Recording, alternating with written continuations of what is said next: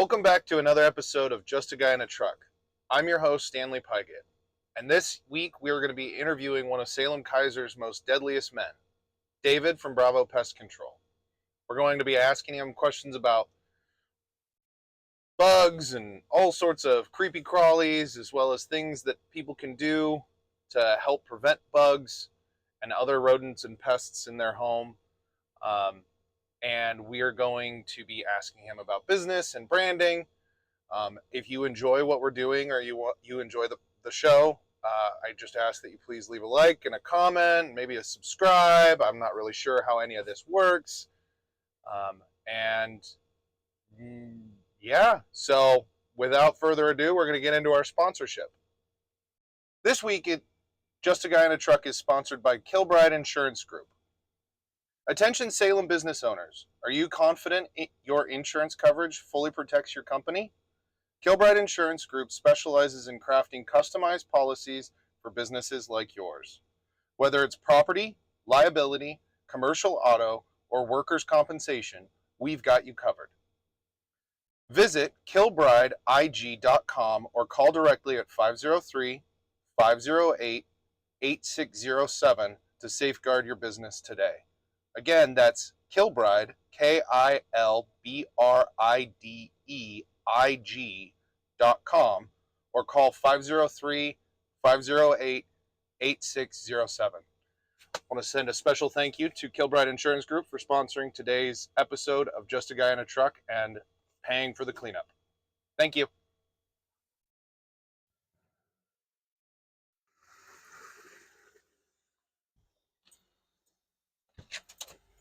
Hello. Hello! Oh, Welcome into the Spine Shaker 3000. perfect. I'm ready. Shake me. Okay. So the rules of the game. We're gonna drive around. We're gonna pick up trash around town. When we get done, you're gonna get on the window with. You get to guess how much weight you have, and then Ollie from Ollie's Cuts he was about 180 pounds off. I don't know if we play Price is Right rules, like under over. I don't know, but he was 140 or 180 pounds off on his guess, but he was at 580. Okay. You load the truck until either you say stop or I tell you that we're no longer safe to drive down the road. Okay. And we just interview and we just talk. We just have a conversation. We just clean the city up one conversation at a time. Sounds like a plan. Okay. Here to win. Cool. All right. Well, we reached out. We don't need this. We reached out to everybody on Facebook and on Reddit and asked people to help spot these things out because it's really expensive for gas to drive around and just try and figure it out. So we're just going to kind of go around some previous locations that were pointed out were Shamawa, the Shamawa school. Okay. And there's a lot of illegal dumping over there. I also last episode, a lot of people were calling out Claxter Road and the sort of that Portland Road, Claxter That little Road, corner area over by the, let's see, where kind of Portland Road intersects right there. By the what is it, Jack in the Box? Yep. Okay, I know exactly what you're talking about. So we've got a bunch of other stuff, and then everybody was also talking about the airport. So we'll see. And okay. then we got a few people, but yeah. Let's do it. All right. First question. Let's see if you can get it right. Okay. The origin story of Bravo Pest Control, David Bravo. Okay. Because you are David Bravo. Yes, that is true. Such a good fucking name. Indeed, I am. Okay, so the origin story, kind of where Bravo Pest Control came about then? Yeah. Okay. So, I mean, but I'll explain to everybody else who's going to listen to this. But, so I grew up out here in Salem, went to West Salem High School. And after I graduated, I left and I went to school out in Utah. Went to BYU. And I started I got recruited to work for a big nationwide pest control company. So if you've ever dealt with an annoying door-to-door sales guy, you probably know. I used to be that guy. And eventually I did that for a few years, became a manager, started to recruit my own guys, traveled around the country for different pest control companies, grew their branches, and eventually I thought, you know what? Instead of continuing to grow other people's pest control businesses, I'll go back home and I'll do it for myself. Okay. And so I at first I couldn't come up with a name. I struggled, but growing up, nobody called me David. My name, as you said, it's David Bravo. Right. But nobody called me David. I went by Bravo. If you asked my coaches, who was I? That was Bravo. In college, people didn't even know that I had a first name. They just called me Bravo. And when I was trying to come up with a name for the business, I asked a buddy of mine who lives out in Utah, like, man, I don't know what to name it. And he's like, it's Bravo. Like, it's Bravo. Like, just put an exclamation mark at the end of it. Yeah. And he's like, okay. And I just, that's just nice and simple. So I want people to say Bravo after I leave. So I kept it nice and simple. It's my last name. I had a professor that at one time told me, he's like, is that really your last name? And I said, yeah. And he's like, well, you better find something useful to do with it. Yeah. It's a good last name. Like, so, yeah. So what was kind of the tipping, like, what was that tipping point where you switched from deciding to grow somebody else's dream to come, I guess, home and don't run this guy over. That wouldn't be good, especially since it's on camera. yeah, we get it on video. So what was that moment where you switched from growing somebody else's dream to growing your own dream, and I guess could you explain a little bit on that? Yeah, no, absolutely. So for years I had been a sales manager and I had traveled around. At the tipping point for me, I was in Texas. I was out in Texas in Austin. I had just finished a summer, because if you know anything about those annoying door-to-door sales guys, they're always real active during the summer, just like the ants. And so I was out in Texas. I'd been out there 4 or 5 months. The owner of the company that I had worked for, that I was working for at the time, his name was Ben, and I had a really good summer with him, and he came to me afterwards because I genuinely enjoyed going out and talking to strangers and knocking on people's doors. And it seems crazy to a lot of people, but I actually enjoyed it, and I was pretty good at it. So he came to me at the end of that summer and said, Bravo, my last name. Yeah. He said, Bravo, why do you keep coming back every year to sell for me or for someone else? Why don't you start your own pest control company? And I gave him the excuse of, oh, well, I don't know the software. I don't know how to do the invoicing. I don't know. And he said, that's all free, right? All that software for those things is free. Or cost nothing. Minimal, yeah. Yeah. So I thought, okay, then I'm just coming up with excuses. He said, because there was another guy we worked with, and he said, you and Alex are really good at what you guys do, and you guys would probably do really well if you guys started your own thing. But if you guys want to continue to sell, don't go sell for anyone else. You come and work for me. And so I thought, really, does he really think I'd do well if I went on my own? So then I thought, okay, what would it look like if I did my own thing? And I started to think of all of the customers that we had added over the years to these other companies and thought, wow, if that would have been mine, what would it look like today? And that's when I decided, you know what? Commission's great because it was commission-only jobs. Yeah. But I can't continue to knock doors for the rest of my life and be a door-to-door salesman. Yeah. So I thought, I better go home where I know the market and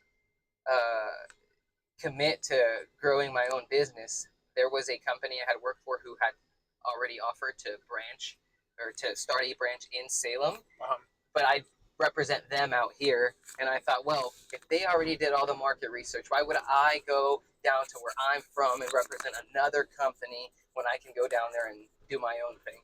So that was the point for me. So you were doing the door-to-door sales, but then did you Were you actually also doing the pest control, or So were you just kind of learning it? So it was a little bit of both. I had the opportunity of working for a company for several years up in Vancouver, Washington, so right on the other side of Portland. Okay. And I worked directly with the owner. When I worked with him, I had the opportunity of working the ins and outs of every part of the business. They were a smaller business. Now, up there, they're the company to call, which is eventually what's going to happen with me out here. But with them out there, they were real small. They were operating out of, a rented home. They were, operating out of a shop. Eventually, they grew. But with him, I got to see the background, the office side of things, the software that he was running, the day-to-day operations, the vendors that he had to interact with in order to place the product purchases, everything. I got to see all of it, and he didn't hide anything from me, which I appreciate.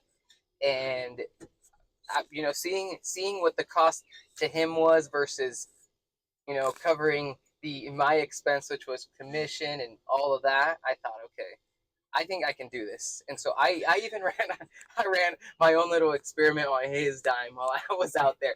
I told him, before I start my business, I want to see if I can be a successful sales guy while I also service all of the customers that I sell. I don't want any other technician going out and spraying for the bugs or getting rid of the rats for them. I want to go do all of it myself just to see if I can juggle both of those things, because I thought maybe I can. And so I did it. I added a couple hundred customers and managed them all for him and did all the servicing myself. And I thought, okay, now that I proved to myself that I could do it all on my own, I feel confident that I could go down to Salem and do it for me. Start your own thing. Yep. And so, yeah. So, would you ever do the door-to-door sales again? So, yeah, I would. I would. So I hated door-to-door sales. I used to be I had talked about this in the previous episode, but I used to be a door-to-door vacuum cleaner salesman, and Kirby, right? Kirby. Yep. And I hated that job, and it was because I was good at it. I was gonna say, what made it so awful? Yeah, it was because I was good at it, and don't get me wrong, it's a great vacuum. It's a wonderful vacuum. The sales tactics are a bit aggressive. Hey, look, there's a cow. Wow. Yeah, look at this. So this is kind of rough. We can't get all the small stuff. We drove past all those tires. Tires are tough because each tire is an additional $10. Okay. They don't go by weight on tires. They go by the fact that it's a tire. They go by the fact that it's a tire. But I see a couch down there. We can absolutely let's do that one. And then maybe a TV or something. We'll see. It's kind of so we were at the Claxter little cul-de-sac by the railroad. This was pointed out by Jen Delaney and Dana Canning. Yeah. So yeah, we're gonna try and grab this. We can't get all of it. We could literally sit here and fill the truck, but it's all tires, so it would be like a couple $1,000. Maybe we get there one day. But right now, so for now, what Ollie said was, we're doing good things. We're doing good stuff. It's all good. It's all progress. It's all for the better of the community. Okay, let's do it.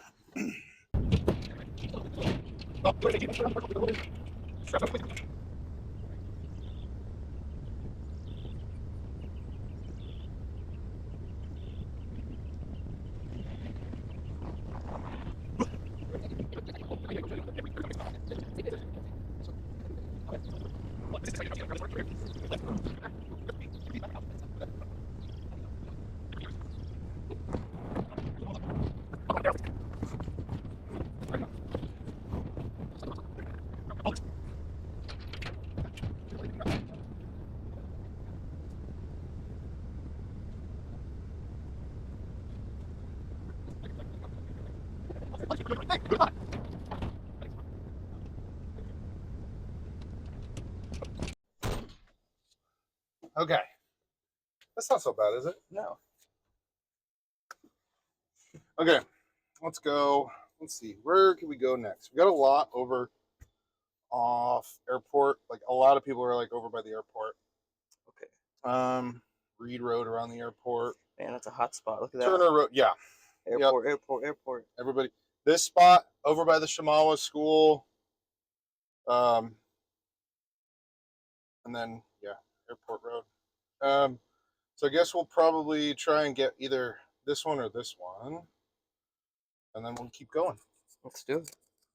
Also, I brought water, so if you need extra water, it's probably warm at this point. Buckle up for safety. Water is water.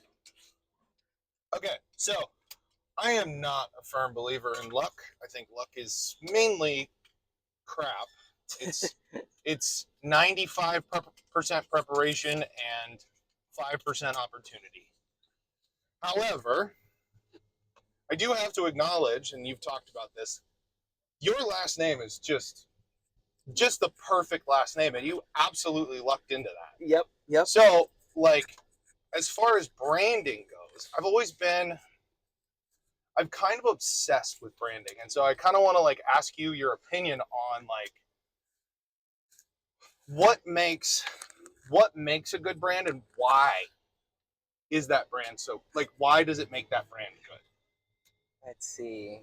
If that Yeah. maybe I could No. Let's okay. see. So what makes, in my opinion, let's see, what makes a brand good? I think that obviously it could be anything. When we talk about brand, it could be, whatever in my case, we're talking about Bravo as the brand. But I think that as long as you can create this identity with your name, with your logo, with your brand, that represents whatever it is that you want to represent. So in your case, I'm like, when I think of Patriot junk removal, I'm like, Stanley shows up every single time. I think Right. timely. I think an honest person, hardworking. That's the image that comes to mind. And I think in my world, I want people to associate, my brand, associate Bravo Pest Control with, that's who you call if you want something to disappear. You want your ants, you want rats to go away, you want anything, you immediately, it's Bravo. That's what pops into your head. Right. Well, so, it's easy to remember. Yes. And so I think that, creating that image, that reputation of integrity or honesty, timeliness, is where, like, the importance of the brand. But you create that by what you do with your brand, I think. Okay. So I have a really good. I love using this analogy, or I guess this example is, why is it that I can imagine in my head, if you told me the Nike hotel, I can in my brain, I can walk into that hotel and I know exactly what it looks like. I know exactly what it feels like. I know exactly what the stay is going to be like. But if I went and I was like, you know what? I got these running shorts from Hilton. Yeah. and that's not to say that Hilton or Marriott or any of those major hotel chains, they're not also well branded. It's just, yeah, like, why is it that like, what is that like untangible quantity, and how do you replicate it? Yeah, that they've created for us, because it's true. When I think of Nike too, I think there's a very in most people, if you ask anybody, when you think of certain brands like Nike, something very distinct comes to mind. Right. And it's like, and all you have to do is say the word, and something pops in, and a physical image comes into your mind. We think of, well, that swoosh. You think of the best #1. You think of winning. You think of intentional design with comfort. And it's like those images are brought up, but I can't. How do I design comfort into my brand? I'm a home services, right? Yeah. So, well, I think with the image that maybe we're trying to create is one that is different, right? So there, for them, it's that comfort, it's being the best, it's, whatever, everything that you can envision that Nike represents. For us, I mean, maybe for us it's a little bit different, because we are in the home service industry. It's not as flashy as some dude dunking a basketball. We gotta get Jordan to wear our shirts. Yeah. Yeah, Patriot chunk removal for the dunk. Yeah. Oh, there's that. That was called out. I think. So we got to turn around. Okay. But anyways, continue.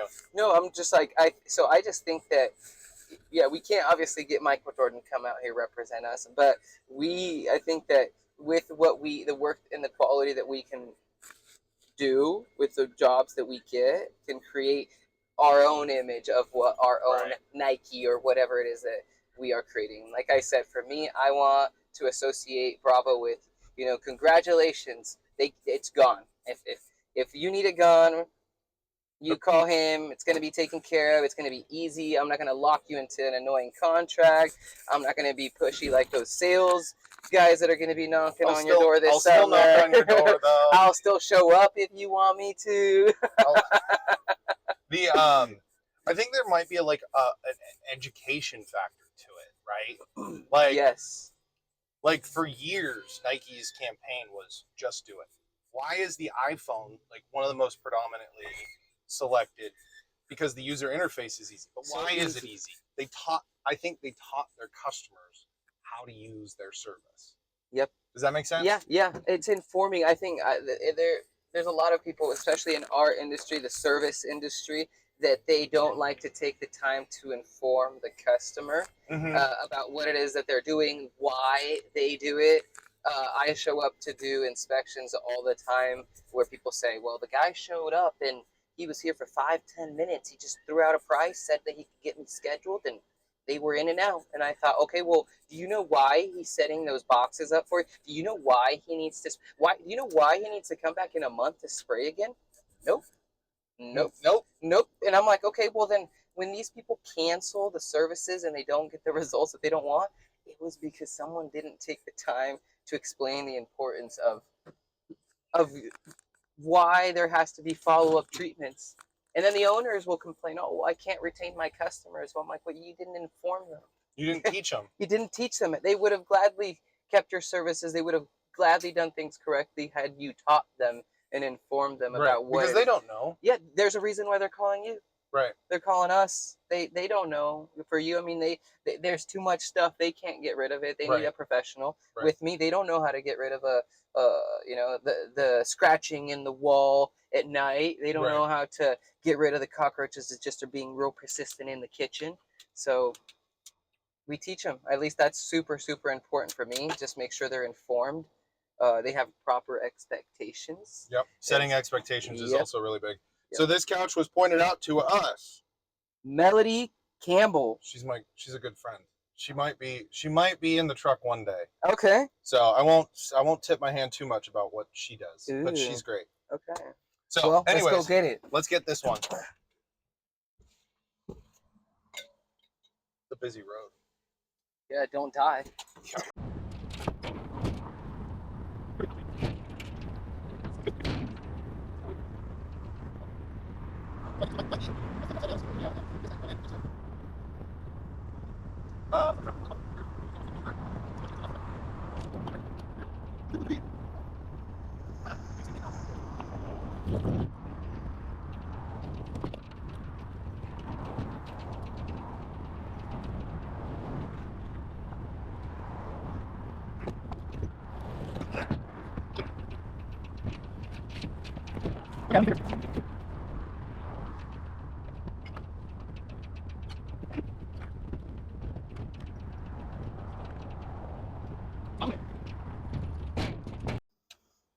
Hey, it's almost like you're doing pest control. It's very straightforward. It's pretty straightforward, right? Once you know what you're doing, it's kind of like it becomes secondhand nature. And you can really just kind of focus on playing Tetris, but I've got my Tetris skills have gotten pretty good. But also like you can actually focus on the service more, like the customer service. Customers. Yeah, really, dude. I love the customer aspect, the interaction. Yeah. It's big. I'm thinking maybe that one next because that's on the way to the airport. Okay, wait. So now some people can't. Sometimes people are just like not able to afford to do it or to hire a professional to do what we do. Yes. So this is why I love DIY versus DIY. So Yes. what are some best practices with pest control Yes. and some like what are you do like things that you've seen that people do that you're like what's going on? Like does the Well, apple cider vinegar and fruit flies actually does that do anything? okay. Well, there's a few things there, and I'm like, you're asking it just the right time. I'm like, we're what? It's early April. We're going into spring summer. It's bug season for us as the pest control Right. guys. So okay, so there are definitely DIY things that the average homeowner, business owner, renter, whatever situation you may be in, that you guys can do that will absolutely make a difference and they will help. So it's not all nothing. So then there's other things that are straight. Just it's I've heard all sorts of things that are well, my grandma said to do this, and if you sprinkle rosemary, and I'm like, okay, well, Put a bag of water above the put above a penny. yeah. So so what are the okay, what are the do's and what are the don'ts? okay. So let's start with something simple. Let's say you have ants. Ants in Salem-Keizer. They're everywhere. We're all on an anthill. So small things that the average person can do.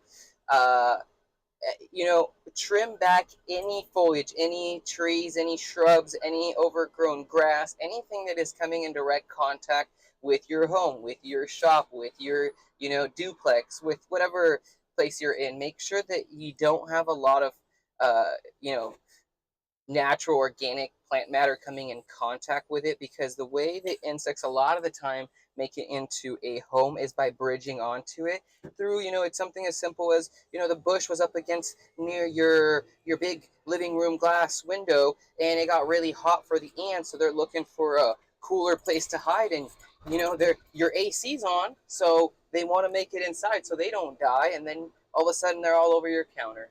So keeping those things trimmed back, any kind of foliage, keeping it back, that's going to make a difference.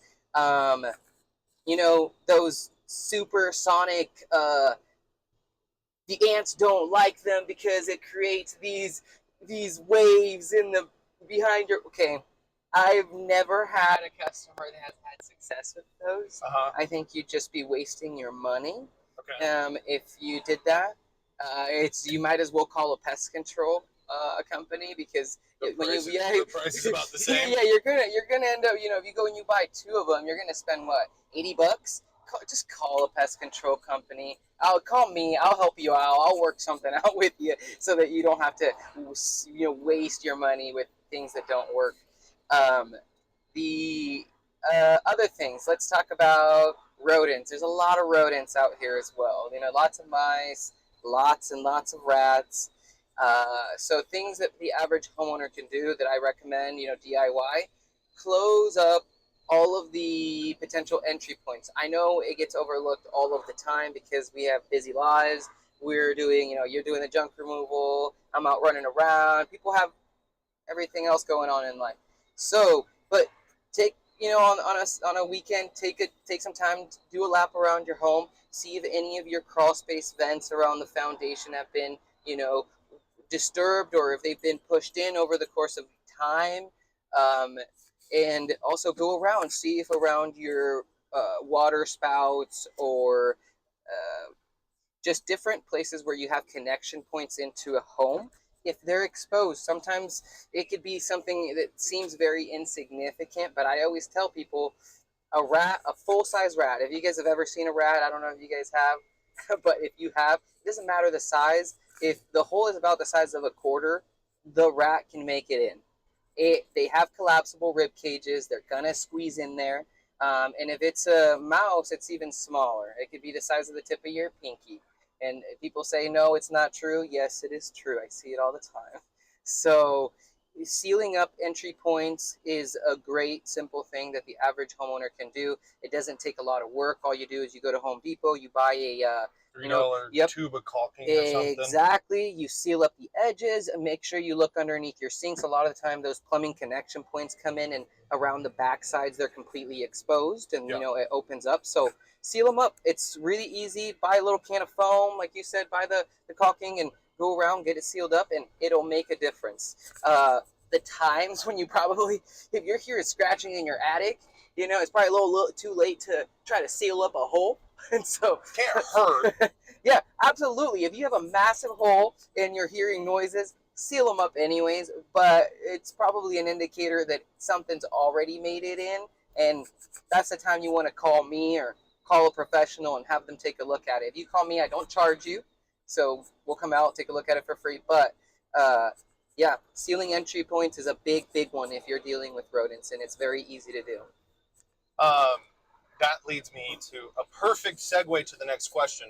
So this one, I like asking what's been referred to as my crack team of question asking experts. Yeah. So this one, my wife actually asked me this because I was like, "Hey, you got any ideas on any questions that I could ask David?" And she told me, she's like,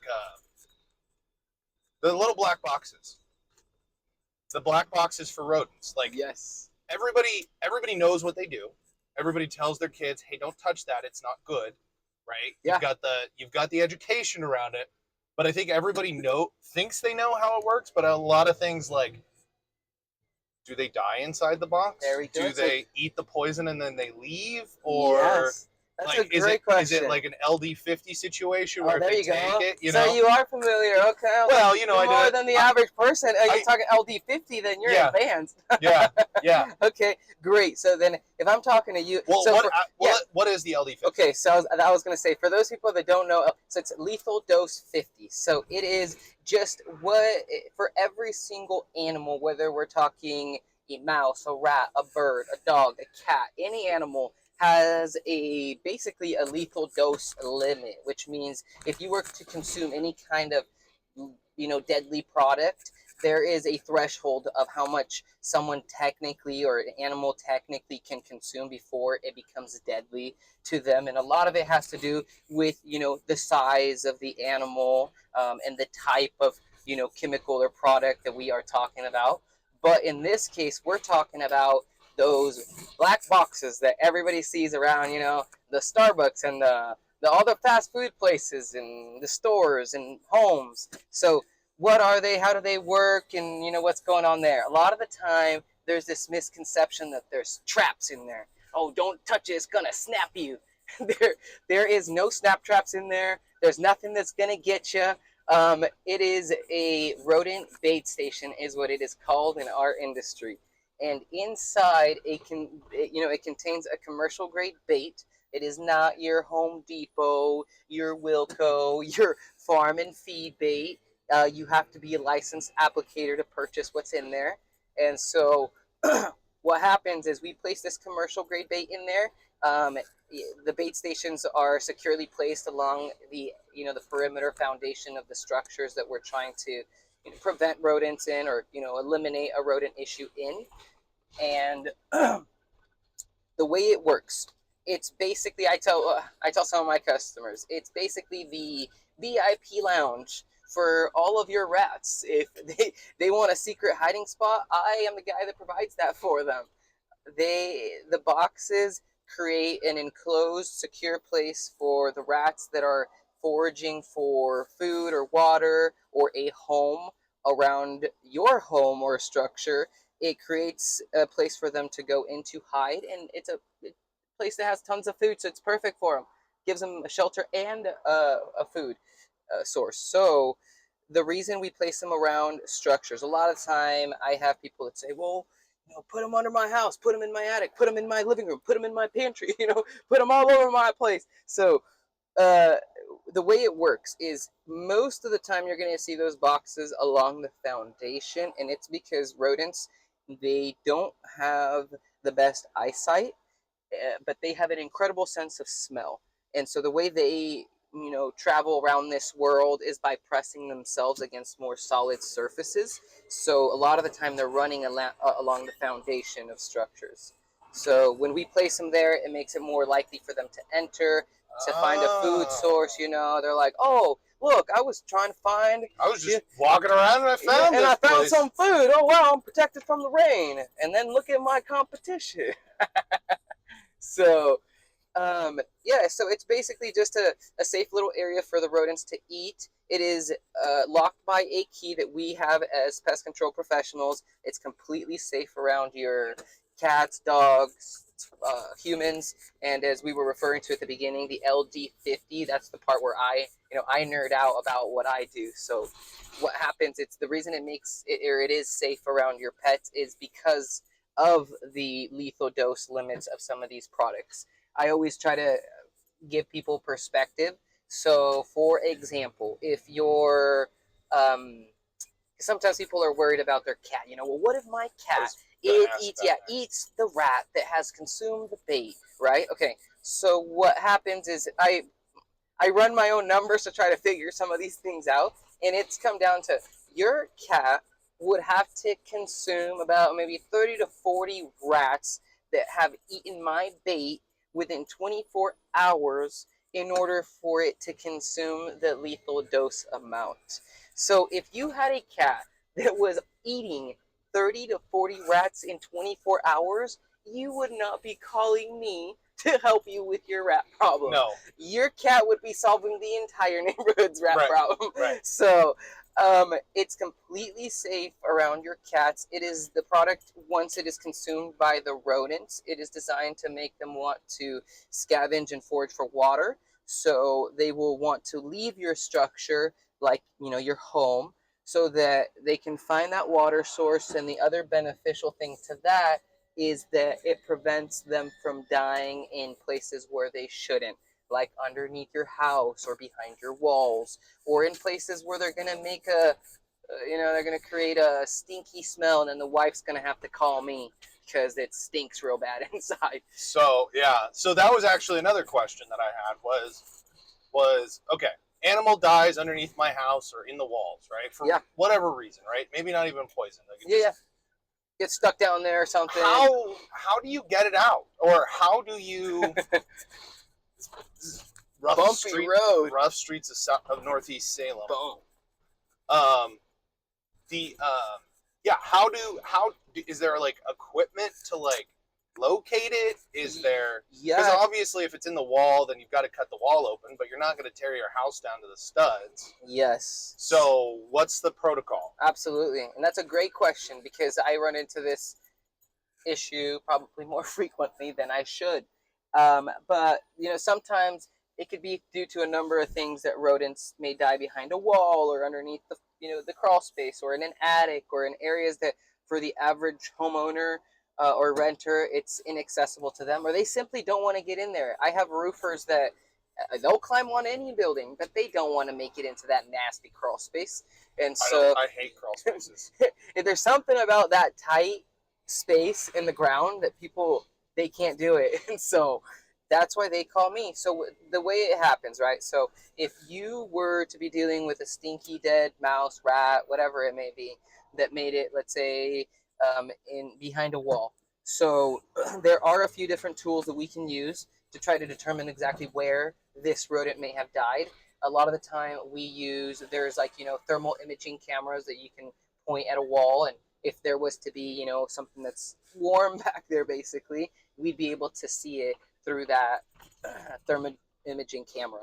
The other thing that a lot of the time we use when it's in a tough to reach area, let's say you're hearing scratching under a bathtub, or areas where you can't just point a thermal imaging camera at. So what we do is I have like a boroscope, which is a little camera. We drill a little hole into a wall. We stick a camera back behind there. You have a little screen monitor that you look at, and you can see what's back there. The little camera has a light so that you can take a look at those hidden voids behind your walls. Mm-hmm. And so if there's something back there, obviously, like you said, you don't want to be ripping your house apart to get to the studs to try to find the smell. So we try to do it as least invasive as possible. We'll drill a hole, in an area where we're suspicious that the odor might be coming from. We'll Mm-hmm. take a look in there. If the rodent is within reach, we'll ask, obviously, the homeowner if we have permission. We'll cut out a section of the drywall, and then we remove it.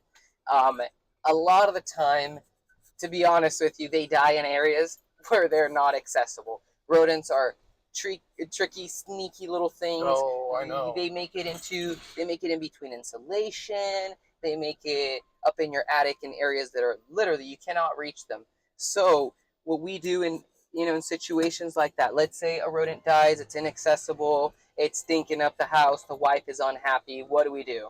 So luckily, I have family that works in the commercial cleaning industry, so they have access to commercial grade deodorizers, commercial grade cleaning products, and so there is a commercial grade deodorizer that is designed for skunks, dead animals, dead rats, dead skunks, dead whatever. So we, in situations where, let's say, we cannot find it, I know that there are, the odor is coming out of vents in the home because they have central air, and it's probably behind a wall that we can't reach to, or we don't want to rip apart that wall to get to it. What we will do is we will deodorize those areas. We deodorize some of the vents. We'll make it into the crawl space, and we'll deodorize the crawl space. The product works extremely well. Like I said, it's commercial grade. It is designed to absorb and mask the smell of things that are rotting and dying. And within, in a worst case scenario, within a couple of weeks, the rodent will shrivel up, dehydrate basically. Yeah, and desiccate. Yep. And then you don't get any more of the smell. But until then, I do have the solution. A lot of other companies, that's kind of an area where they don't have much that they'll offer you. Like I said, the only reason I have something I can offer is because my family's in the Cleaning. in the cleaning world. So Your sister's awesome, by the way. yeah, no, thank you. She's a hard worker too. She does work hard. Yes. So we're just passing 19th and Oak Street. We were told that there's illegal dumping. I'm not Where? really. I saw some pallets on the ground, but I don't see anything over I here. didn't see anything that I would consider too obnoxious. So Just hook up a car real quick. That'll add some weight. no, dude, cars are tough to get rid of in Marion County. Like, Why? because thankfully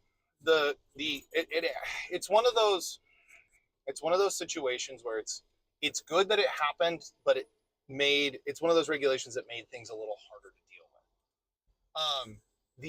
So catalytic converters getting cut out. Yes. Right? Yes. So you cannot scrap or move a catalytic converter without a matching VIN or VIN what? and title, right? Wow. But that goes for the entire car now as well.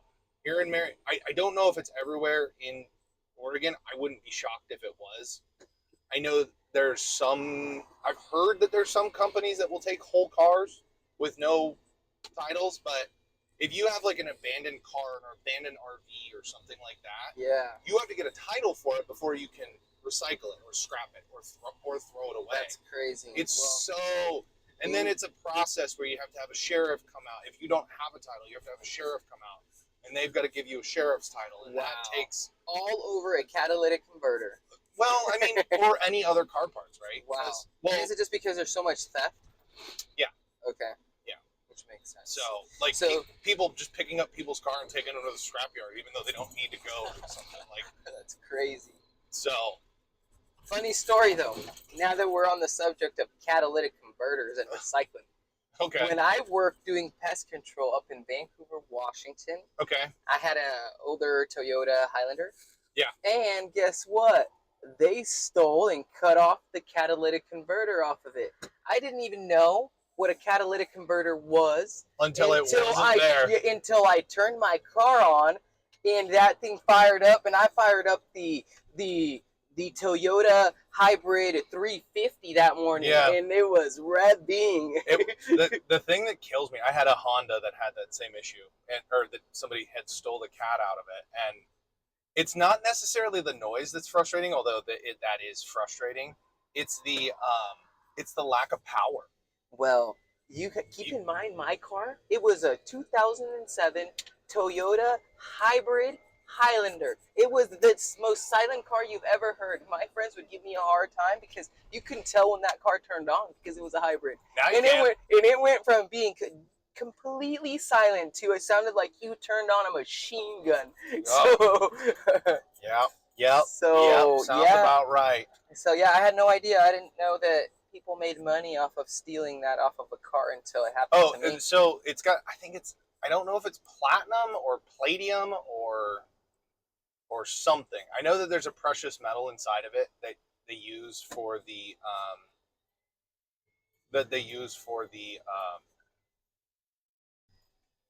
the chemical to sort of make certain compounds in the fuel, the burn off of the fuel. Interesting. That's my understanding is what it does. Yeah. But I'm not a car guy. I'm a trash man. Yeah. I'm just guessing. We're just simple men. We're just simple men. So actually, going back to pest control. Yeah. The what is the craziest story? Like, what is the craziest? I know that you and I have worked on a job together. Yes. And that was pretty wild for us. Yeah. Should we tell them about that one or which one? The one where the mice were coming. The mice owned that house. Yeah, there were okay. For the people who don't know a lot about mice, so mice, rats, rodents in general, they are nocturnal creatures, which means they are active at night. It is not normal to see high amounts of rodents during the day. If you do, just know that that is very unusual, and that means that you have a very high population of them because they're out foraging for food and water at times that are not natural to them. So the home we went to, what was the time? It was like 1 o'clock, like middle of the day. Yeah, yeah. I pulled a drawer out, and an entire family of mice just jumped out of the drawer. And it was crazy. And then as we're walking through the house, there's mice running along the floor by the boxes going upstairs. So, I mean, that house, it was, I mean, at this point it's not, but it was, I would say, we did pretty good. Yeah. But I would say level 10, I mean, it was like probably level 10 hoarder. It was probably level 10 pest control rodent problem. It was bad. There was, the other thing for anybody that's listening in my world, rodents, typically you're going to see the droppings along the edges of the floor or, your garage, areas like that, because rodents use a more solid surface to travel. Well, and again, that's what you were talking about with the rats and the bait boxes. Is you put them along because they poor vision. But in this house, where were the droppings?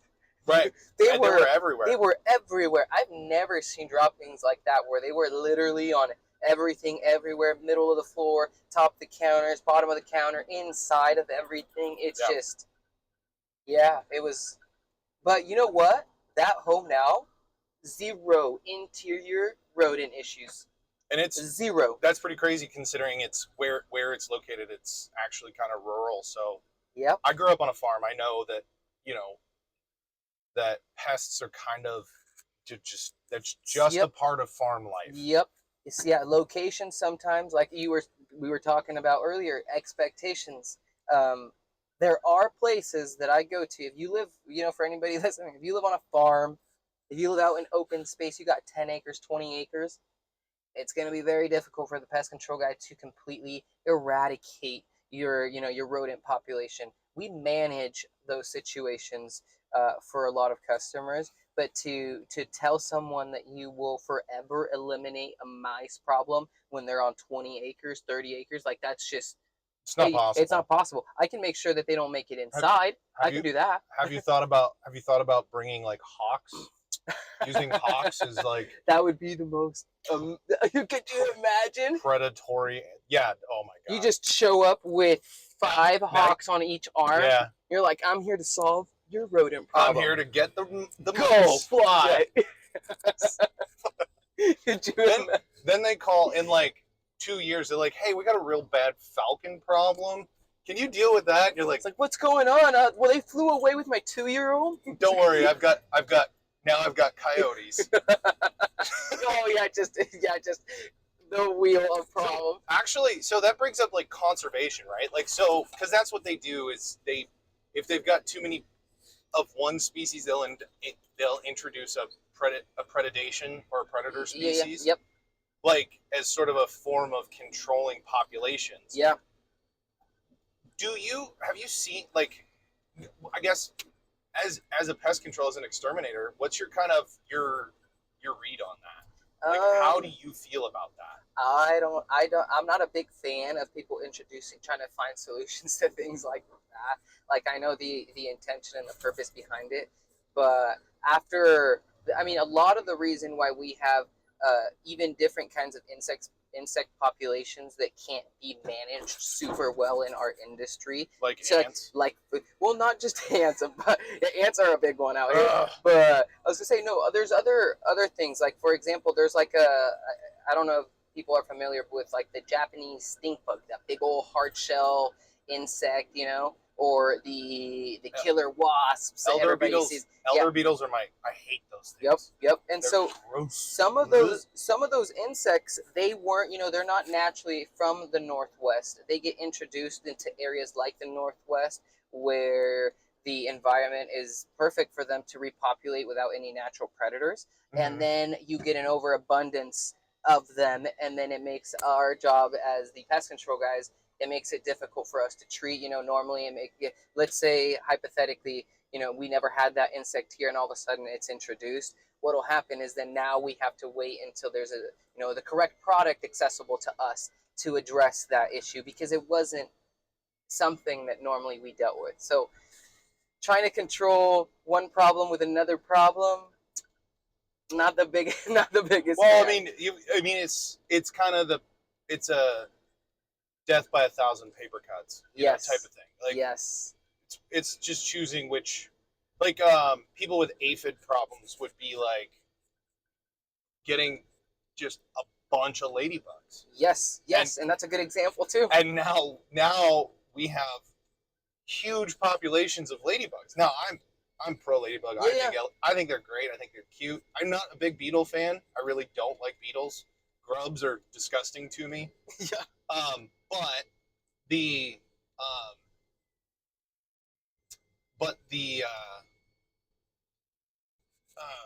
But I like ladybugs. Yeah, I think they're cute. I think they're gentle. They're cute little creatures. But man, they will clear an aphid population. Yes, they will. And I was gonna say, too many of anything, just like anything in this world, too much of anything is not a good thing. That's an LD50. Yeah, seriously. Yeah. If you get an LD50 of ladybugs, you're not gonna be too happy either. No. So that's why you're eating them. Yeah. When they're all over, swarming your dinner, then you might have a problem with them. We can pull over and grab those. I know that. So we're right by the airport right now. I know that airport security can be a little touchy when you're operating around their area. We might get told to shoo, but we will try and grab as much stuff as we can while we're here. Yeah, see how long it takes them to work their way out here. I had one time, this was back when I was in the military, I didn't know any better. I was dumb. I had gotten a new golf set, and I went out by the airport and I was just whacking balls. I never played golf before, so I didn't even know. Yeah. But we were just whacking balls and drinking beers, and dude, we were there 10 minutes and airport security showed up and they were like, all right, get out of here. It was crazy. That's too funny. All right, we got some chairs. There we go. I see some couches, some more comforters. Oh, I see weight. There's what I see. That we can't. There's a booth. You're just like, hey, let's grab that there we concrete go. boulder. I would win. If we loaded that one up, that's an automatic win. We even got that in the truck, I'd be impressed. That'd be a win for us. Yeah.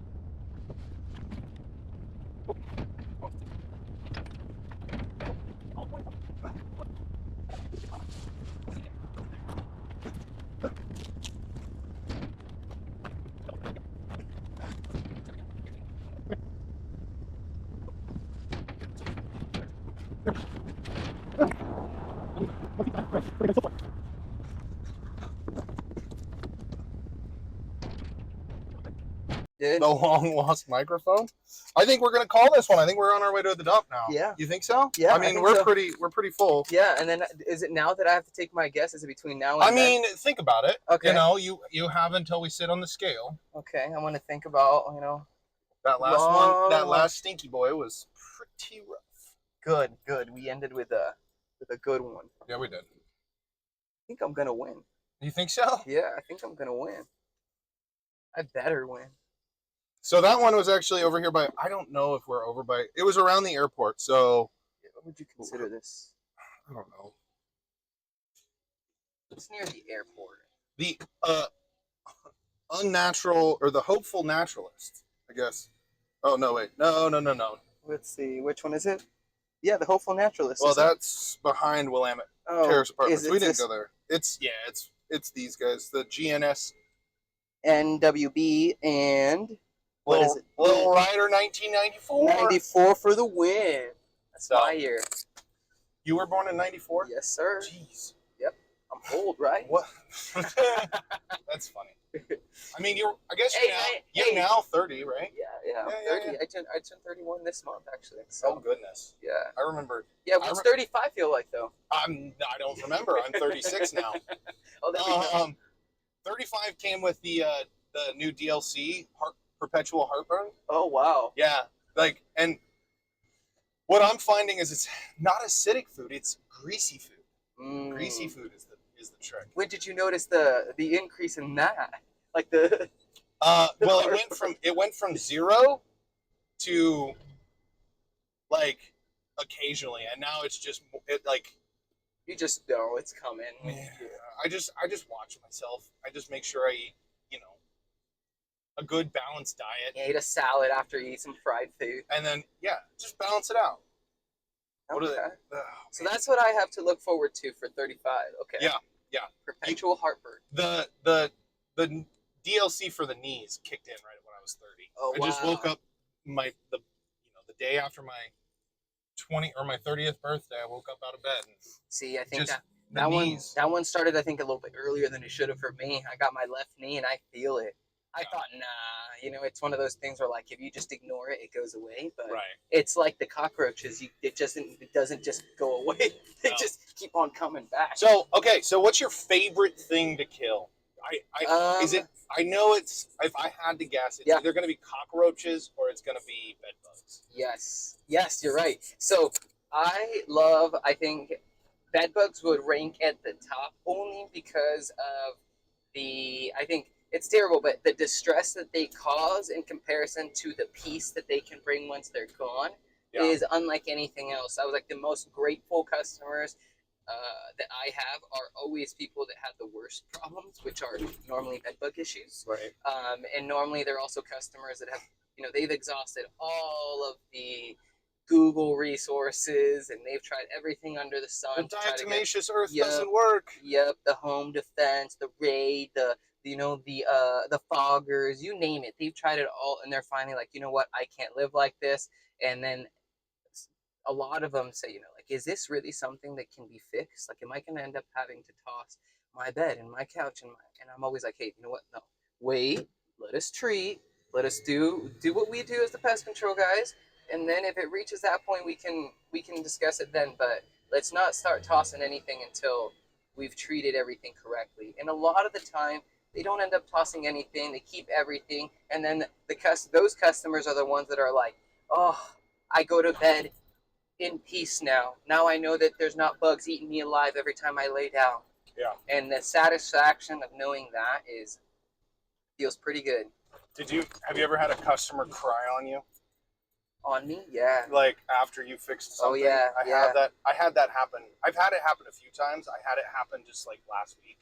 Yeah. It was rough. She was getting the runaround from everybody, and somebody came out and dropped an astronomically ridiculous price on her, which I'm ugh.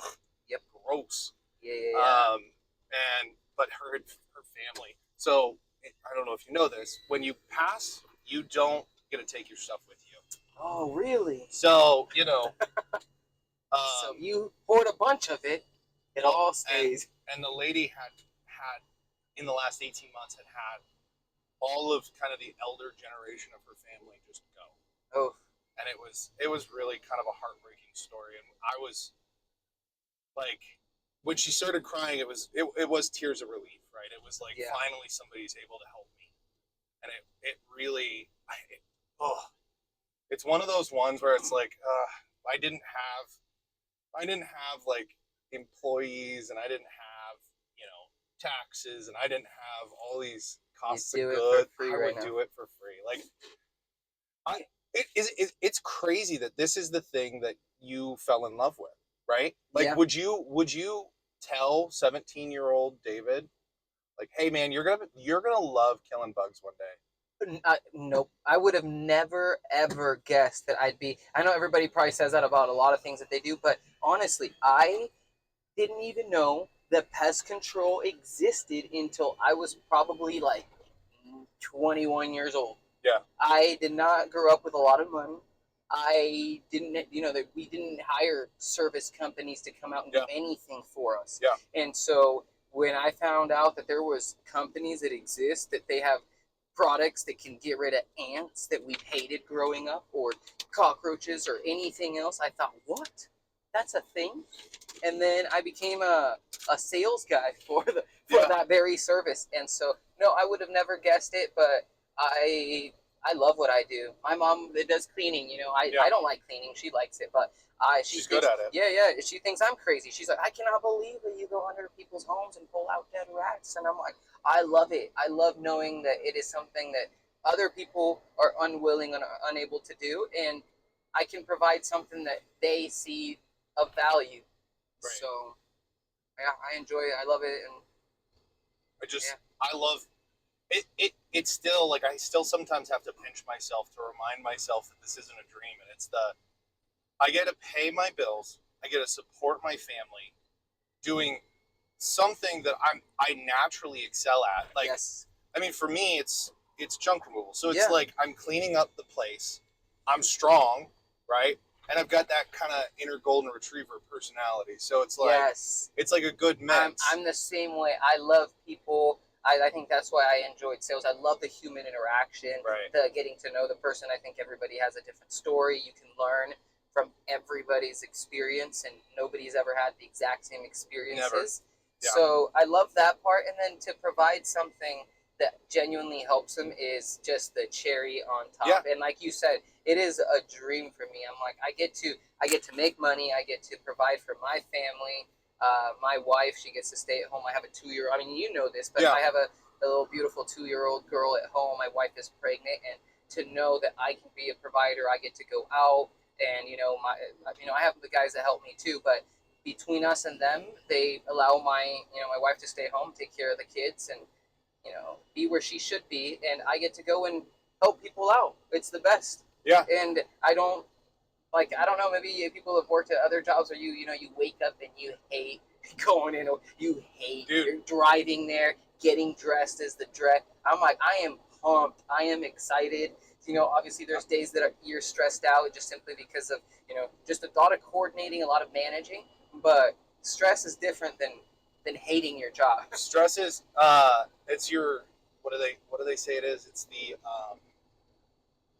it's like a natural response to your body knows that there's something that you need to be doing that you're not doing. Yeah. Oh, yeah. I mean? And as a business owner, you probably know, I'm like, we have to be, I always feel like there's like 100 little fires going on at once. And I love that you just said that, by the way. And you're like, which one am I going to focus on? Because you can't put them all out, but you can't leave the big ones running because they'll hurt you.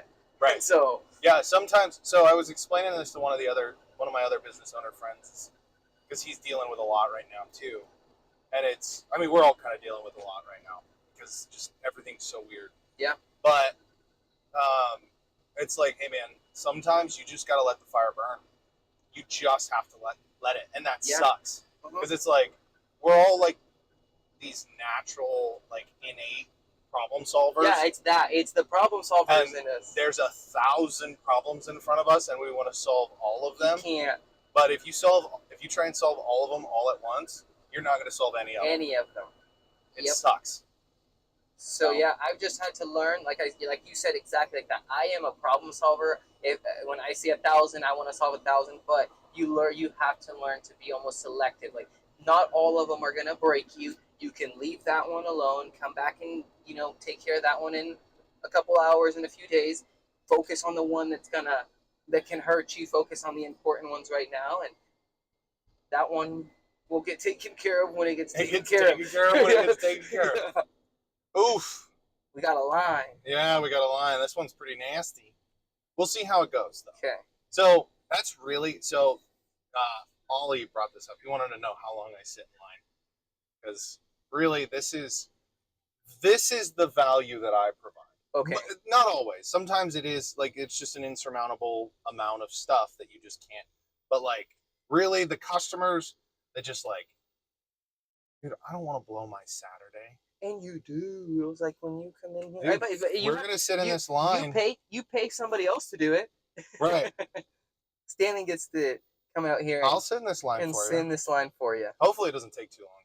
These lines can take upward. I mean, we could probably shoot a whole other episode right now in the truck. Waiting in line. Like maybe I don't know.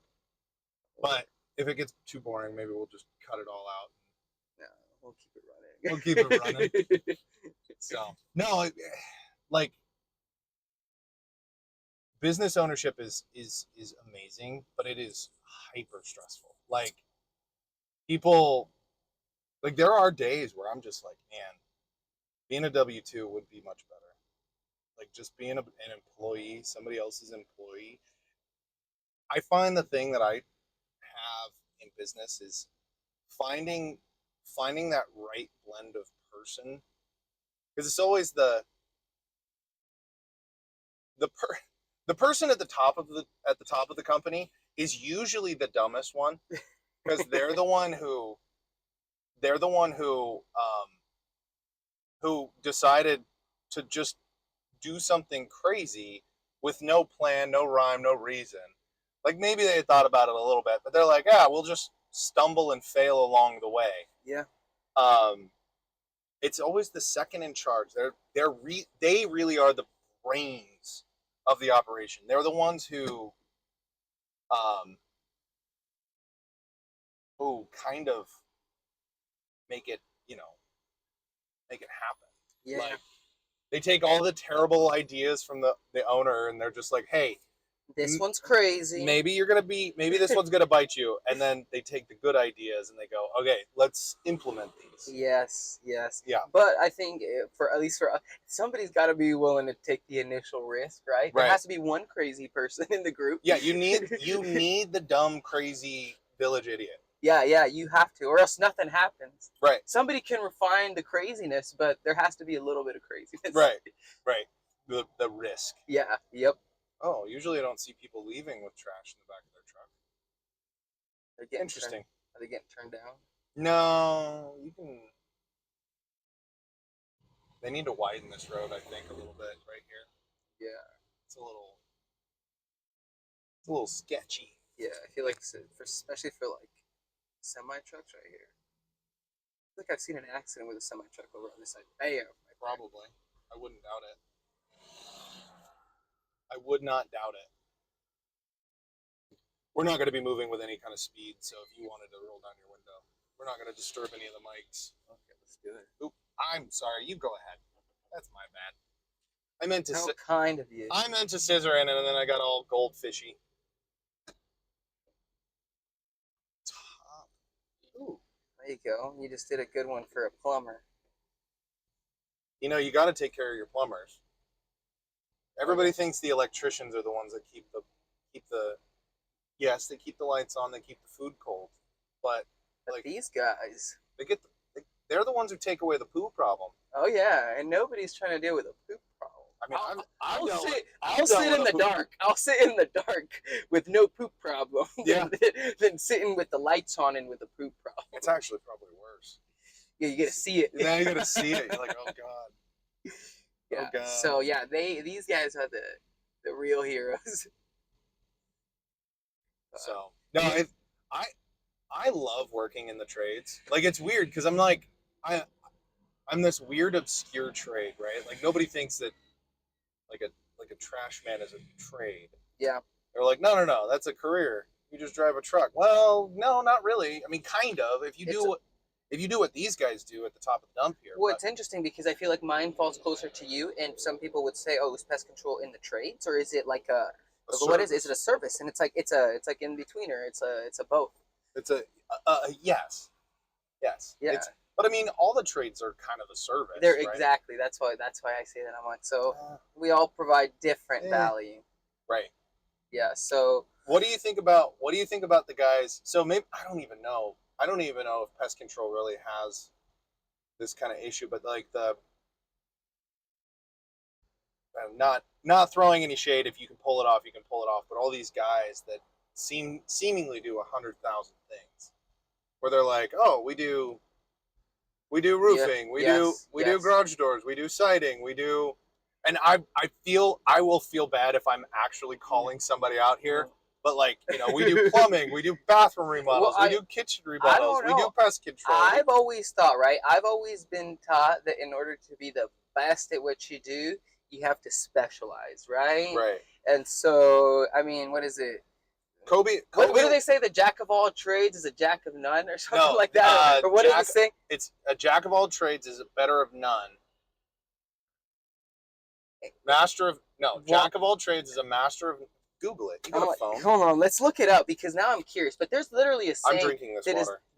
That is for that, and it's like, if you think you can't be great at everything, basically. Is it jack of all trades, master of none? Still better than a master of one? Let's see if the full quote. A jack of all trades is a master of none, but oftentimes better than a master of one.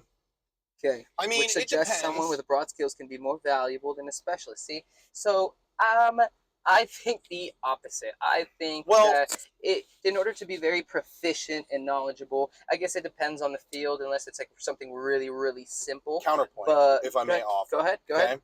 So every tradesman that I know can do everybody else's trade, but they specialize in one. Yes. Right? Because you can hang a TV. Yes. You can plumb. Yes. You can change a light switch or a light fixture in your ceiling or something. Yeah. I can do those things. Yeah. But I'm really good at this. Yes. I 100% would agree with that. So I think a jack of all trade, master of none, who specializes in one. Yes, there you go. Then I feel like that's how you get it right. Is still better than a master of one. But I don't know of any real tradesmen that can't do. But like you said, I think I know a lot of tradesmen that can do a little bit of everything. But if you talk to any of them, they'll say like, I could do anything. But if you want like my expertise, I specialize in X, Y, and Z. This is what I am the best at.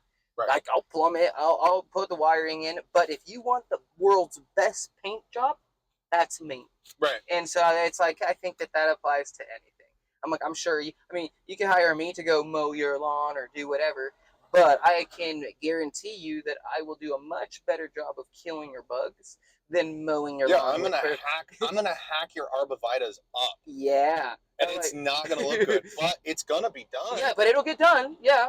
It'll get trimmed. Yep. but no, I'm like, but I know that I am an expert at pest control. I know that I can give you the best of pest control. Right. So that's why, obviously, we specialize. But no, I know exactly what you're talking about. Where you see those vans that say, we do siding and roofing and decks and sidewalks and concrete and you name it, they do it. They'll cook for you. They'll clean your house. So I think there's a place for it, though. You know what I mean? I think that there's a place for it. Like, but I don't know if you're getting highest quality. You're definitely not getting the highest quality. I do think you might be getting, because I don't like what I'm about to say, but I'm gonna say it. Say it. Say it not. Say it, you antagonizer. Is the usually those guys come with a very, very, very good price tag. Yeah.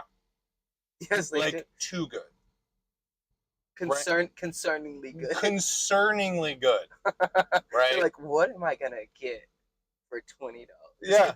Like, hey, I hear it a lot. It's money I didn't have. It's money I wasn't getting before. You know what I mean? Yeah. Like, I'm like, well, except, you've got to pay taxes on that, and you've got overhead that you have to pay. And it's like, if the wheel's turning, that costs you money. And sitting here in a dump line, like, this all costs money and time. Like, am I actually making money, even if it wasn't money that I was making before? Yeah. Do you think I don't it's know. just lack of understanding whether they're actually making money they Maybe. feel, or do you think it's just they just know? This is, so I've said this a few times. This is business number 3 for me. I had a handyman business where I did everything. I actually had the mentality. I talked to one of my business mentors, and I told him, I said, I cannot understand why anybody would pay $99 to have someone install a toilet. And he laughed, and I was like, why is that funny? And he's like, and this is he's a good friend of mine, and he also he provides very good value for his price. He's not an expensive, but coming at it and going, he laughed at, he's like, you wouldn't pay $100 for having somebody to put in your toilet because you know how to put in your own toilet. There's other people who would $100 to put in a toilet, done. Yeah. And it's like, it's really kind of, I was like, oh, but I also probably like. And see, for me, I pay $100 to have my toilet installed. Right. I think that's a deal. Yeah. I'm like, but the thing is, there's other things that I know that my time is better spent. Could I YouTube a video on how to install a toilet and get it done? Absolutely. Right. I mean, maybe it'd be crooked and whatever, but it'd get done, like you said. But I understand the expertise that other people may have.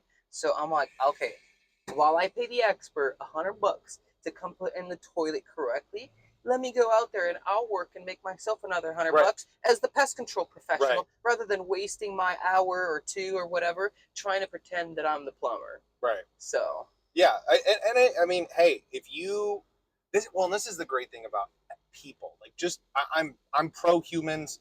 Like, I think that any individual thing about you is not special, right? The fact that you are a pest control guy, there's many pest control guys. It's not special, right? Yeah. There's many junk removal guys. Yes. They're not special. There's plenty of 6'2" dudes that can lift 325 pounds from a deadlift. There are plenty of a bunch of Mexican 5'6" guys running around. Yeah. But it's the combination of all the little things that make you is what I think gives you your speciality, and it puts you into a position, even your personality or disposition, right? Yeah. Like, it gives you the like ability to be an expert at something, to specialize as something. Yeah. Right? I would agree. Like, whether you're an artist, like the way Bob Ross makes happy little trees and happy little clouds. Nobody can, trust me, I've tried. I can't make a tree like he can. Like, it's a very special thing. And it's not because he has an afro. It's not because he has an affinity for cute little baby squirrels. It's not because, it's a culmination of those things. Yes, I would agree. So I think that anybody, if they can find their niche, and this is maybe being a great number 2, that's your niche. You are the smart guy who takes the crazy guy's ideas, and everybody has their place. I'm like, there's a lot of people out there that are not maybe as crazy as you or I, where they're not gonna take those risks. They're risk averse, but they need someone like us around to make that leap so that they can correct it and guide it. Right. So, but we as the crazy ones need them too, so that we don't just go off the rails and do things we're not supposed to, and fail. We need someone that kind of steers the ship too. It's so cool. Everybody has their, like, it's like I don't know, like they use the analogy as the boat, like maybe you're the rower. Hey, the rower is very important. That's the motor. And you have the guy who's steering, and you have the guy in the mechanical room, and you have everybody The plays signal, a pivotal role. yeah. And if somebody doesn't do their job, you're going to sink that ship. Yeah, or run it into something. Or run it into something. Yeah.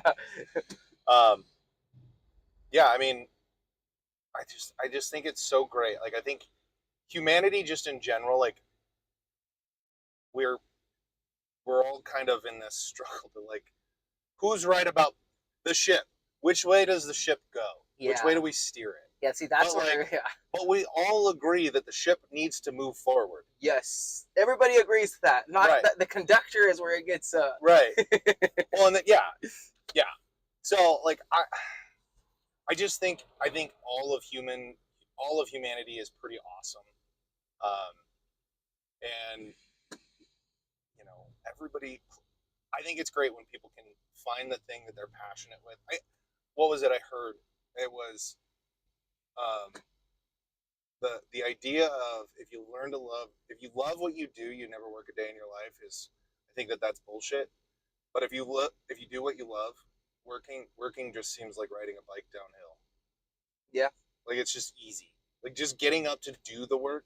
Yeah. And so it's like, if everybody could find that, like, specialty, like, even if it's like me or you, where we just kind of stumble into it. Yeah. And it's just like, wow.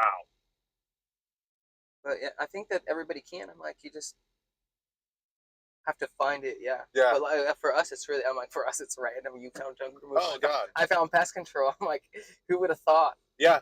But it's for us. Did you have a, I don't know what they call it, a moment of peripety, or like a kind of a burn the boats, where it was this like sudden realization? Like, to burn the boats as in there's no going back? Right. Yeah. Oh, yeah.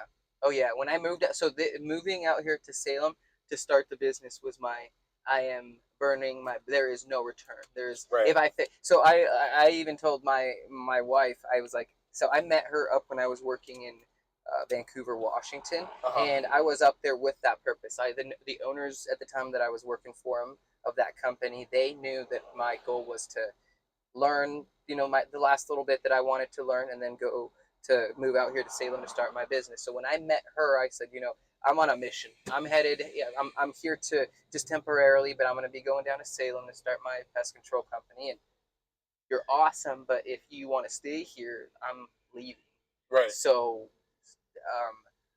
it was moving out here that was that. I'm like, I have 0 customers. Mm-hmm. I have the knowledge. I've done it before, but I have 0 customers. I don't have a company vehicle. Mm-hmm. I don't have any equipment. I don't have any product. I have 0.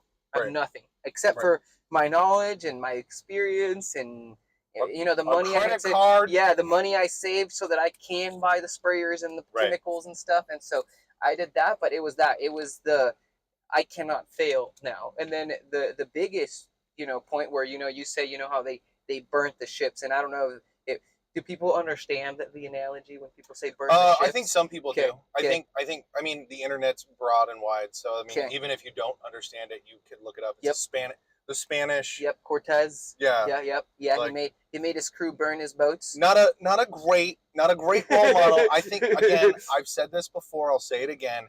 You can appreciate the artist, or you can appreciate the art without appreciating the artist. Yes. The principle is what everybody loves. Right. And I'm like, yeah, it's the idea of... What he did, not great. Yeah. But the idea of death or failure. Yes. Death before failure. Yes, you have no out. You don't give yourself an out, because if you do, you might fail. You will take it. You will take that out. Yeah. Guaranteed. There are days where I've just woken up and I'm just like, I feel very fortunate that my ship is burnt.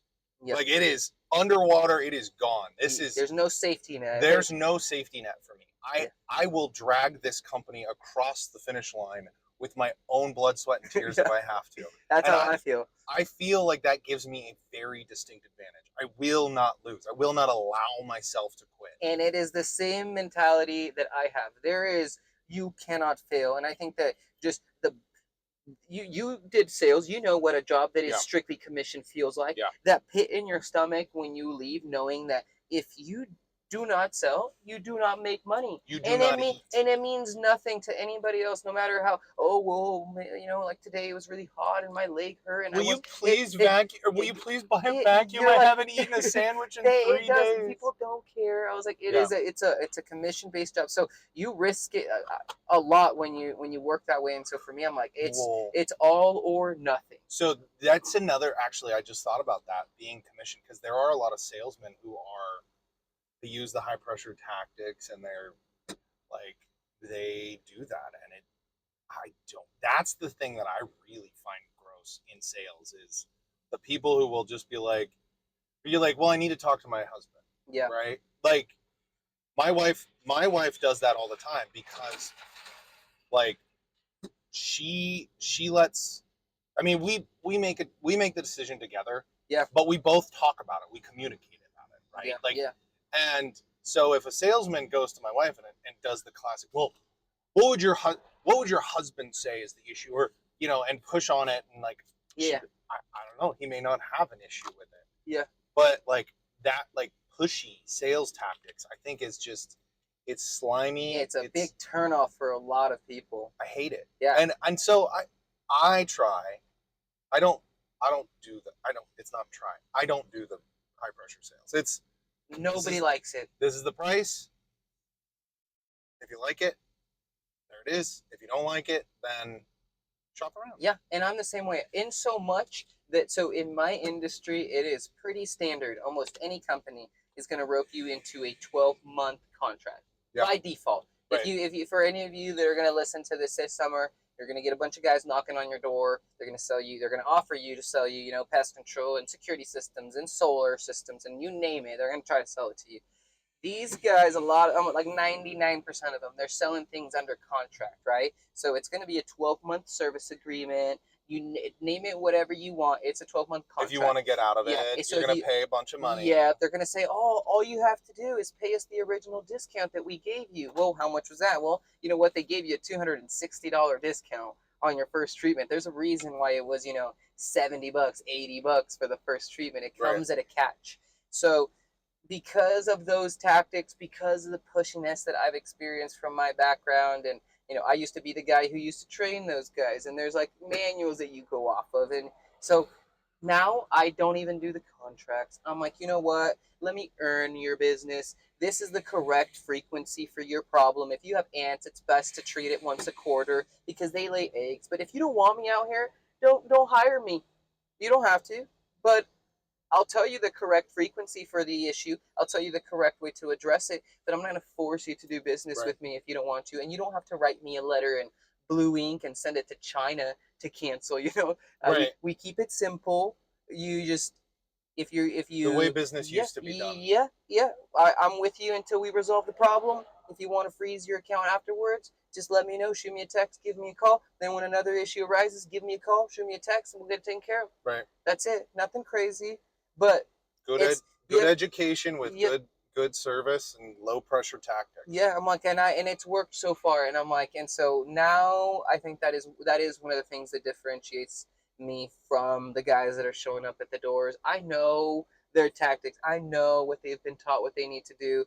I understand why, like we just said, they're commission based. They gotta eat. They gotta make their money. Yeah. But to pressure somebody into a decision like that when they're trying to tell you no, we're trying to say, hey, maybe I'm open to it, but I got to discuss it to somebody else, to then put the pressure on them like that. It's going to be a turnoff. That's really kind of why I left the door-to-door vacuum sales, is because it's just they push you in that. Yeah, there's a lot of pressure in it. Yeah, for anybody that does it, and it doesn't have to be door-to-door sales. I think in any sales industry, like people feel the pressure.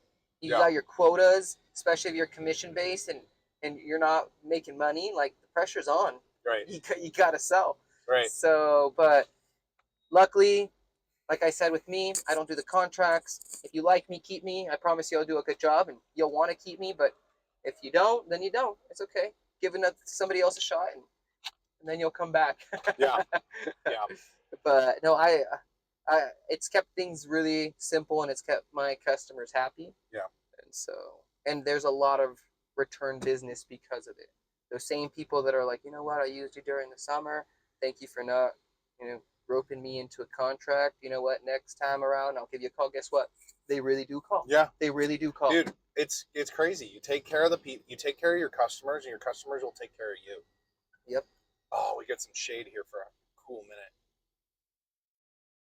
Yeah, but I guess in your field, I guess you don't have those like contracts, right? Or maybe you do for some of the commercial work. Yeah, that you do. we have commercial contracts, but even those, I there's cancel anytime you like. Yeah. Like, I'm not roping you into a 12-month thing where you're gonna have to pay me a certain amount. I hate it. Mm-hmm. I hate that. I think it's gross. I mean, I understand it's a way to do business. It's a way to get funding, right? Yeah, it's a way to secure your money. It Right. guarantees you money. Yeah, So. and so there's parts of that I really do truly understand. Like, if I could wake up tomorrow morning knowing that there's going to be $10,000 that transfers through my account, No matter what happens. no matter what happens, I get that. Yeah. That security, I understand that, but it comes at the cost of questionable sales tactics and questionable contracts, and Yep. I just yeah, no, for me, I'm like, I'll wake up and risk it. I believe that I can give you enough quality that I'm willing to risk it. Right. I know who I'm competing against. I know the other companies and who's showing up and who they are. So I believe and some of them are good. Not everybody's bad. No, there's a lot of good ones out there too.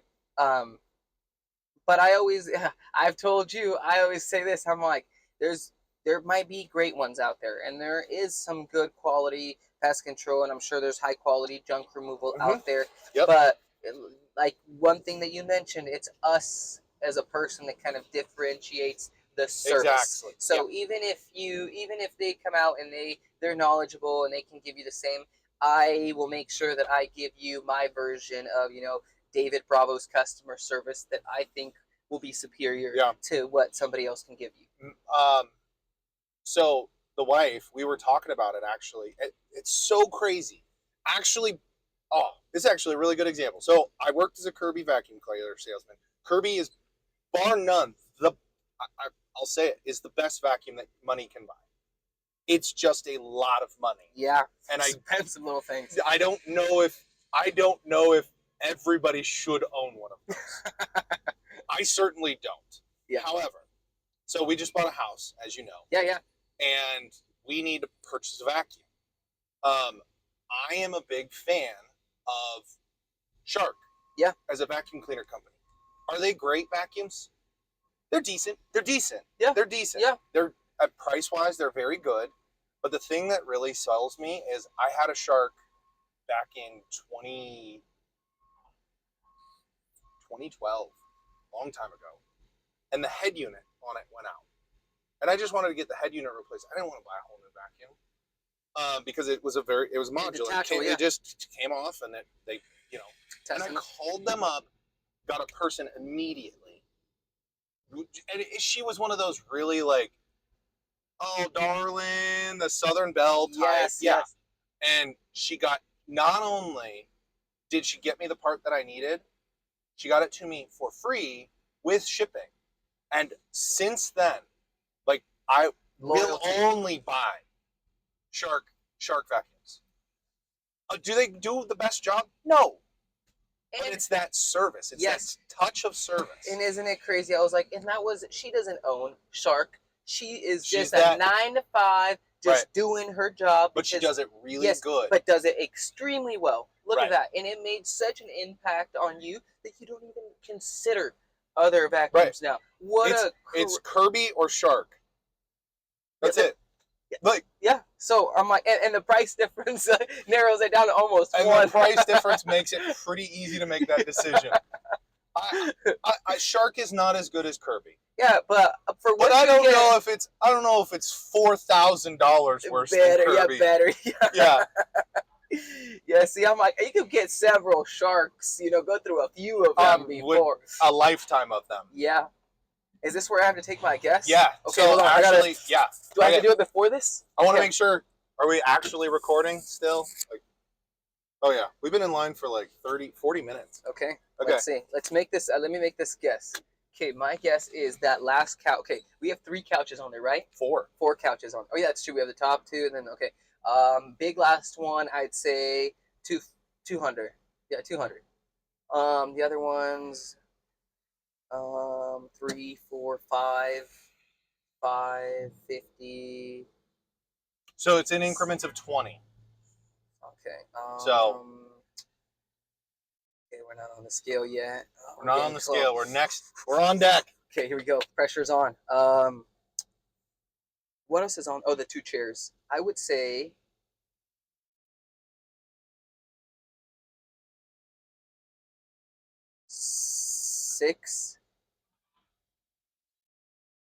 640. 640. Okay. 640. That's a pretty good guess. I think that's a pretty good guess. Yeah, what would you guess? Now that I've locked mine in, what would you guess on that? Ooh. Junk removal. Let's see. I would say I think you're probably right on par. Probably about 600. Okay. Ooh, let's see. Hello, sir. This is the first for me, but that guy in front of you said give you this $20. What? I'm not kidding. Okay. For anybody watching this. Thank you. For whoever Wow. was just doing that, we're gonna what do we gotta do with this? We gotta do something with We gotta it. pay it forward to somebody. You What do got trash today? Just trash from all over the city. We're doing our illegal dumping pickup show that we do. Oh, good then. Yeah. That's the reason the guy gave you $20 maybe. Okay, maybe. I think maybe we'll figure out what we do with it. We got to figure out what to do with this. Yeah, what do we do with that? I don't know. He said he's never seen it.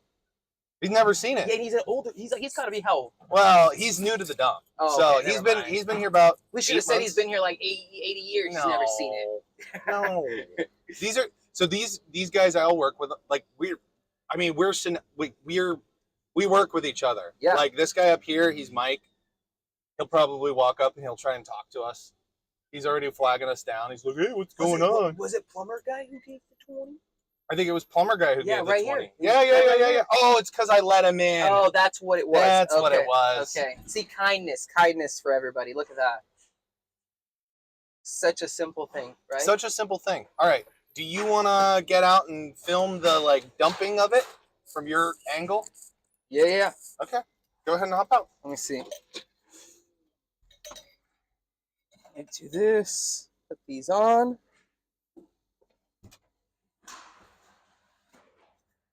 Probably over behind the yellow gate over there is probably the safest spot. On this side? Yeah. Okay. We're going to back it up so we can open our doors. Go around you, sorry. I want to get a good view of this.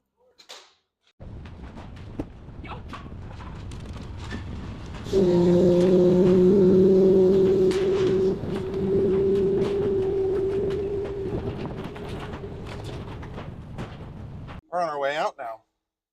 Yes. Do. All right. Let's find out. So curious to win. We'll see. Feel confident. You feel confident? Let's find out. It was a lot of couches. Couches are big, but they don't weigh a whole lot. Find out how much my couches weigh. It feels like a pickup line. Hey, girl. You want to feel how much it actually probably would be a pickup line for me.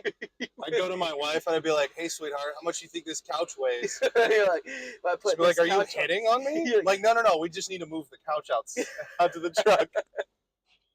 What would you do if I pulled my couch out right now?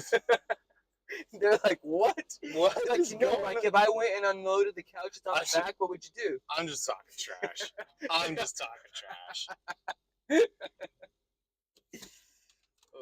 Oh boy. Let's see. Oof. All right. Moment of truth. We're on the scale. Ooh. What's it gonna be? Well, hello. Hey, what was that money for? It's because I let him in at the bottom, I think. Oh, is that what it was? Yeah. We got to figure out something to do with it, though.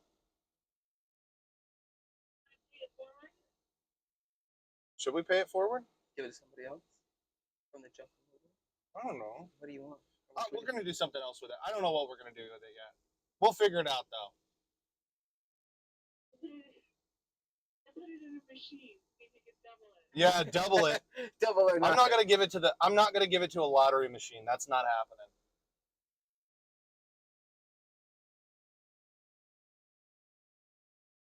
You'll know. So a moment will strike me, and yep. You'll see and you'll know. And Yep. we'll figure out how to specify. All right. What's the weight? What's the weight? What's the weight? What's the weight? Ooh. Ooh. Hey, bye. We gotta go recycle the TV. Okay. I did say I would give you an extra 20 pounds for the TV. Okay. Okay. Okay. So, are you ready? Yes, I'm ready. Tell me. 540 No way. pounds. Come on, at 560, that's an 80-pound TV. I win. You're like, wait. That TV's got to be way heavier than that. And then we'll stop at the recycling center. So then is that 560 No. It's 520, but with the $20 with the 20, 540? So he beat me by 40 pounds. Yep.